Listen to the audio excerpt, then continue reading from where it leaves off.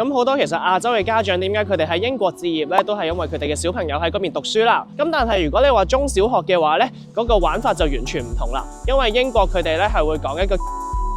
如果你想你哋嘅小朋友入到政府嘅中小學或者 grammar school 嘅話咧，就非常需要去睇呢一個。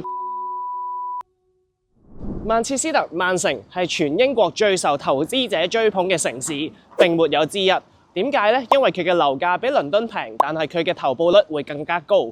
但係如果你喺曼城買樓呢，其實喺唔同嘅地段呢，嗰個價錢係可以去到30至到40% difference 咁多嘅。嗰個升值潛力咧，亦都會爭得好遠。今日咧，我就會同大家分析一下喺曼城唔同嘅地方，邊一個地區或者邊一個項目值得你去投資入手呢？我係 Jaden， 如果你都想了解海外物業，同我一齊放眼世界。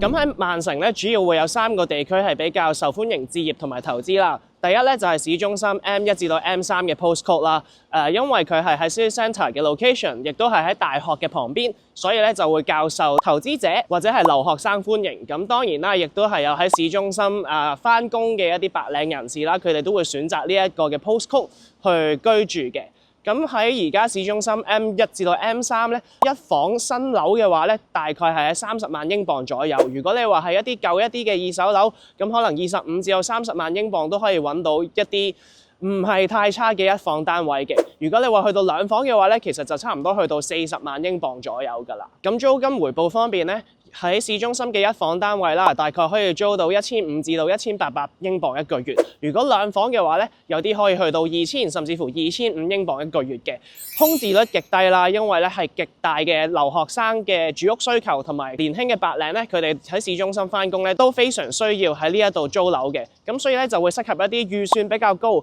同時咧你係追求呢個穩定投報率同埋現金流嘅投資者。咁第二個咧就會係早幾年非常之受歡迎嘅地區啦，就係呢個 Salford Quays 啊，就係 Media City 嘅位置。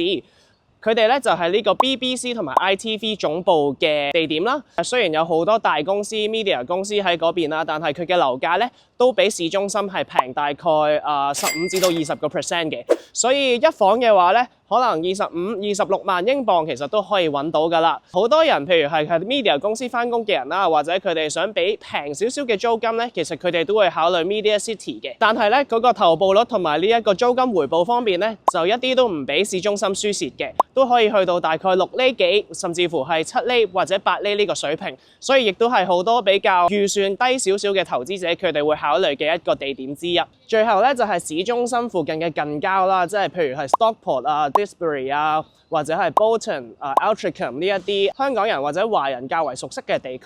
咁呢啲地區咧，主要咧就係家庭客為主，投資嘅客人咧就會比較少嘅。咁亦都會多啲 house 嘅選擇啦，唔淨係有 apartment 可以俾你揀。咁呢啲地區其實佢哋嗰個 house 嘅價錢咧，都差距得幾大㗎。如果你話一啲入門價嘅話，20幾萬其實都可以揾到一間3房舊嘅 townhouse 啦。但係你話貴一啲嘅，好似係一啲中產或者係富人區嘅話咧，一啲3房甚至乎4房嘅 townhouse 咧，其實都可以去到70幾80萬先可以揾得到。但係咧好多家庭客佢哋中意住呢度咧，就係貪冇市中心咁多人，比較靜啲。亦都係多啲綠化嘅空間，同時咧佢哋嘅學區 catchment area 亦都係比較好嘅，所以你想喺曼城入邊揀啱自己嘅 location 咧，其實都係要睇翻你究竟係想要投資啊，定係想要好嘅學校為主。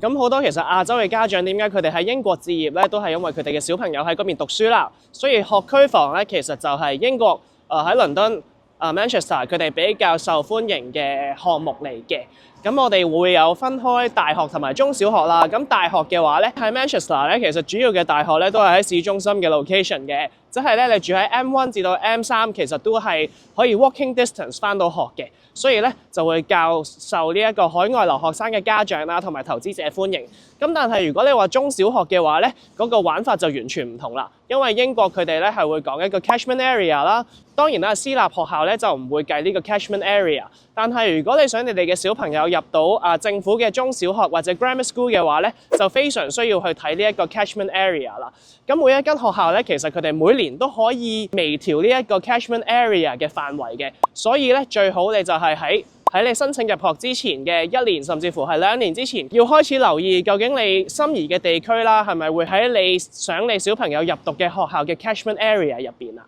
咁查 catchment area 嘅方法其實都好簡單嘅，你只要去呢個 Ofsted 啦，或者係 School Checker 同埋 Rightmove 嘅地圖上邊輸入你中意嘅學校，你就會揾到究竟佢嘅 catchment area 係去到咩嘅範圍，而你中意嗰間屋或者嗰層樓究竟係咪喺呢間小學或者中學嘅 catchment area 入邊啦。最後啦，其實你都可以考慮直接聯絡或者係打電話俾你中意嘅學校，去了解一下你哋住嘅地方嘅 postcode 會唔會係喺今年或者下一年嘅 catchment area 入邊。咁喺度嚟個小總結啦。咁如果你係一個純投資者嘅話咧，我哋會建議其實考慮一下 City Centre 嘅地方啦，因為嗰度咧係有非常低嘅空置率啦，同埋租金嘅回報咧非常之穩定地高嘅，同埋佢哋喺二手市場咧都會較受歡迎。但係如果你話係想一個比較平易近人嘅價錢入手英國或者曼城嘅話咧，其實 Media City 會係一個非常唔錯嘅選擇。